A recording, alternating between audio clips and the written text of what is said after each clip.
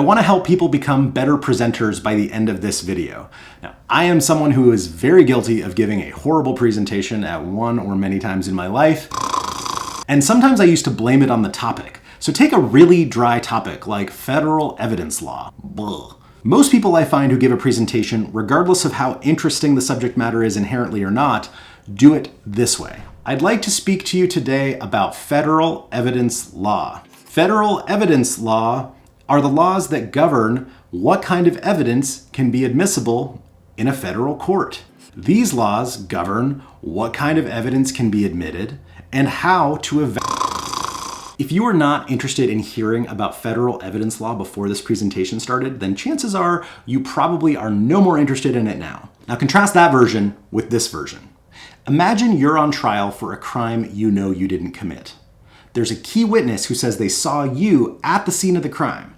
You know they're wrong, but what if the only piece of evidence that could exonerate you, a security camera video, can't be shown in court because of a technicality? This is where federal evidence law steps in. It ensures that only reliable, relevant, and fair evidence be considered at any trial.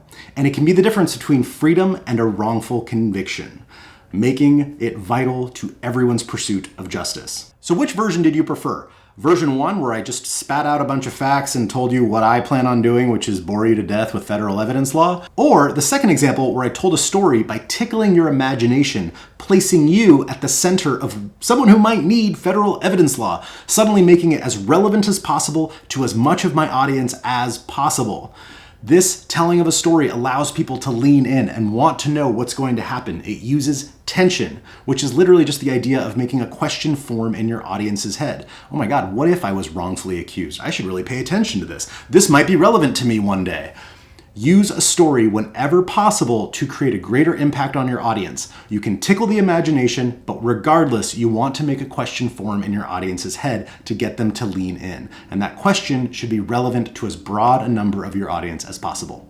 So if you want to learn more storytelling techniques, follow for more tips. Thanks for watching and happy